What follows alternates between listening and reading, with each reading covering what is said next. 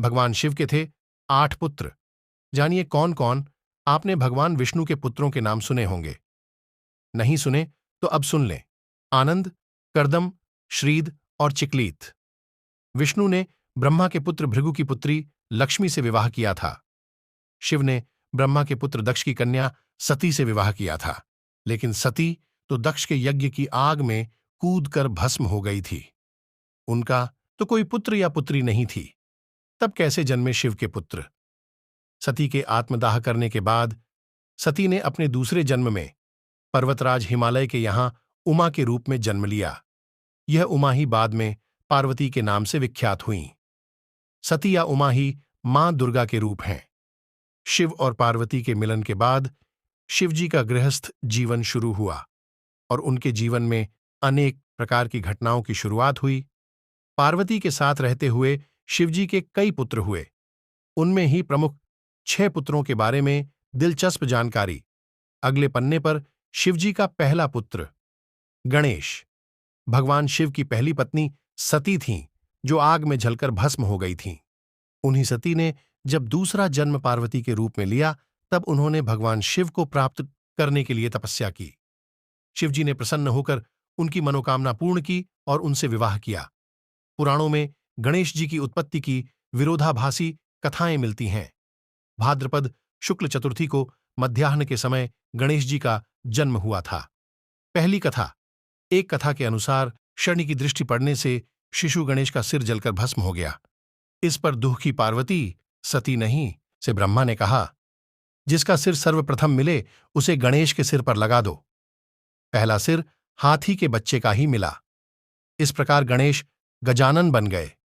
दूसरी कथा के अनुसार गणेश को द्वार पर बिठाकर पार्वती जी स्नान करने लगीं।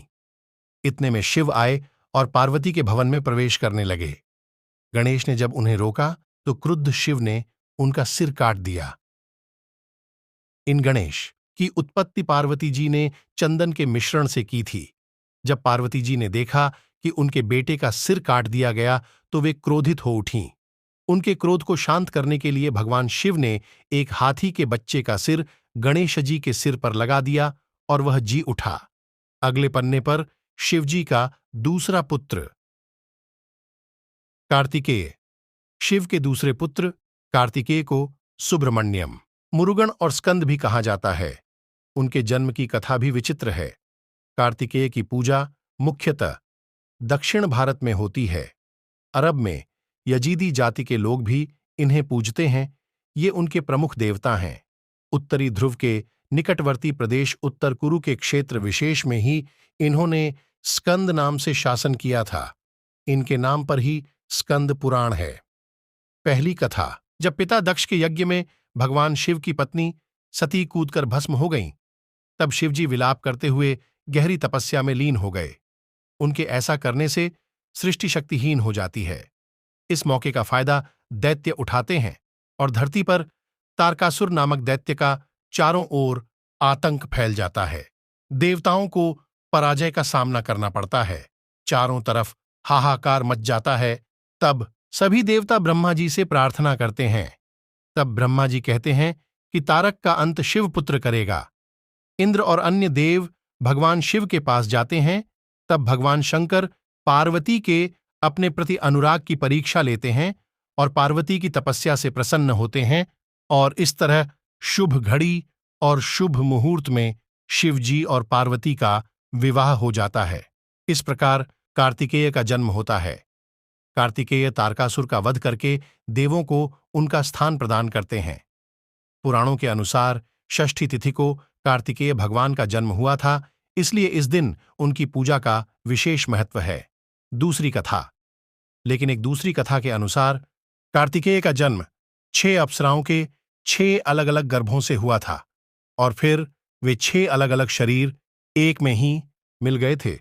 अगले पन्ने पर शिवजी का तीसरा पुत्र सुकेश। शिव का एक तीसरा पुत्र था जिसका नाम था सुकेश। राक्षसों का प्रतिनिधित्व दोनों लोगों को सौंपा गया, हेति और प्रहेति। ये दोनों भाई थे। ये दोनों भी दैत्यों के प्रतिनिधि मधु और कैटब के समान ही बलशाली और पराक्रमी थे। प्रहेति धर्मात्मा था तो हेति को राजपाट और राजनीति में ज्यादा रुचि थी। राक्षस राज हेति ने अपने साम्राज्य विस्तार हेतु काल की पुत्री भया से विवाह किया। भैया से उसके विद्युत्केश नामक एक पुत्र का जन्म हुआ। विद्युत्केश का विवाह संध्या की पुत्री सालकटंकटा से हुआ। माना जाता है कि सालकटंकटा व्यभिचारिणी थी। इस कारण जब उसका पुत्र जन्मा तो उसे लावारिस छोड़ दिया गया। विद्युत्केश ने भी उस पुत्र की यह जानकर कोई परवाह नहीं की कि यह न मालूम किसका पुत्र है। पुराणों के अनुसार भगवान शिव और मां पार्वती की उस अनाथ बालक पर नजर पड़ी और उन्होंने उसको सुरक्षा प्रदान की। इसका नाम उन्होंने सुकेश रखा। सुकेश ने गंधर्व कन्या देववती से विवाह किया। देववती से सुकेश के 3 पुत्र हुए, वन, माल्यवान, डू, सुमाली और माली। इन तीनों के कारण राक्षस जाति को विस्तार और प्रसिद्धि प्राप्त हुई। अगले पन्ने पर शिवजी का चौथा पुत्र जलंधर। शिवजी का एक चौथा पुत्र था जिसका नाम था जलंधर। जलंधर शिव का सबसे बड़ा दुश्मन बना। श्रीमद्देवी भागवत पुराण के अनुसार जलंधर असुर शिव का अंश था, लेकिन उसे इसका पता नहीं था। जलंधर बहुत ही शक्तिशाली असुर था। इंद्र को पराजित कर जलंधर तीनों लोकों का स्वामी बन बैठा था। यमराज भी उससे डरते थे। श्रीमद्देवी भागवत पुराण के अनुसार एक बार भगवान शिव ने अपना तेज समुद्र में फेंक दिया। इससे जलंधर उत्पन्न हुआ। माना जाता है कि जलंधर में अपार शक्ति थी और उसकी शक्ति का कारण थी उसकी पत्नी वृंदा। वृंदा के पतिव्रत धर्म के कारण सभी देवी देवता मिलकर भी जलंधर को पराजित नहीं कर पा रहे थे। जलंधर को इससे अपने शक्तिशाली होने का अभिमान हो गया और वह वृंदा के पतिव्रत धर्म की अवहेलना करके देवताओं के विरुद्ध कार्य कर उनकी स्त्रियों को सताने लगा। जलंधर को मालूम था कि ब्रह्मांड में सबसे शक्तिशाली कोई है तो वे हैं देवों के देव महादेव। जलंधर ने खुद को सर्वशक्तिमान रूप में स्थापित करने के लिए क्रमशः पहले इंद्र को परास्त किया और त्रिलोधिपति बन गया। इसके बाद उसने विष्णु लोक पर आक्रमण किया। जलंधर ने विष्णु को परास्त कर देवी लक्ष्मी को विष्णु से छीन लेने की योजना बनाई। इसके चलते उसने बैकुंठ पर आक्रमण कर दिया। लेकिन देवी लक्ष्मी ने जलंधर से कहा कि हम दोनों ही जल से उत्पन्न हुए हैं, इसलिए हम भाई बहन हैं। देवी लक्ष्मी की बातों से जलंधर प्रभावित हुआ और लक्ष्मी को बहन मानकर बैकुंठ से चला गया। इसके बाद उसने कैलाश पर आक्रमण करने की योजना बनाई और अपने सभी असुरों को इकट्ठा किया और कैलाश जाकर देवी पार्वती को पत्नी बनाने के लिए प्रयास करने लगा। इससे देवी पार्वती क्रोधित हो गईं और तब महादेव को जलंधर से युद्ध करना पड़ा। लेकिन वृंदा के सतीत्व के कारण भगवान शिव का हर प्रहार जलंधर निष्फल कर देता था। अंत में देवताओं ने मिलकर योजना बनाई और भगवान विष्णु जलंधर का वेश धारण करके वृंदा के पास पहुंच गए। वृंदा भगवान विष्णु को अपना पति जलंधर समझकर उनके साथ पत्नी के समान व्यवहार करने लगी। इससे वृंदा का पतिव्रत धर्म टूट गया और शिव ने जलंधर का वध कर दिया। विष्णु द्वारा सतीत्व भंग किए जाने पर वृंदा ने आत्मदाह कर लिया। तब उसकी राख के ऊपर तुलसी का एक पौधा जन्म। तुलसी देवी वृंदा का ही स्वरूप है, जिसे भगवान विष्णु लक्ष्मी से भी अधिक प्रिय मानते हैं। भारत के पंजाब प्रांत में वर्तमान जालंधर नगर जलंधर के नाम पर ही है। जालंधर में आज भी असुरराज जलंधर की पत्नी देवी वृंदा का मंदिर मोहल्ला कोट किशनचंद में स्थित है। मान्यता है कि यहां एक प्राचीन गुफा थी जो सीधी हरिद्वार तक जाती थी। माना जाता है कि प्राचीन काल में इस नगर के आसपास 12 तालाब हुआ करते थे। नगर में जाने के लिए नाव का सहारा लेना पड़ता था। अगले पन्ने पर शिवजी का 5वां पुत्र अयप्पा। भगवान अयप्पा के पिता शिव और माता मोहिनी हैं। विष्णु का मोहिनी रूप देखकर भगवान शिव का वीर्यपात हो गया था। उनके वीर्य को पारद कहा गया और उनके वीर्य से ही बाद में सस्तव नामक पुत्र का जन्म हुआ, जिन्हें दक्षिण भारत में अयप्पा कहा गया। शिव और विष्णु से उत्पन्न होने के कारण उनको हरिहर पुत्र कहा जाता है। भारतीय राज्य केरल में शबरीमलई में अयप्पा स्वामी का प्रसिद्ध मंदिर है, जहां विश्व भर से लोग शिव के इस पुत्र के मंदिर में दर्शन करने के लिए आते हैं। इस मंदिर के पास मकर संक्रांति की रात घने अंधेरे में रह रहकर यहां एक ज्योति दिखती है।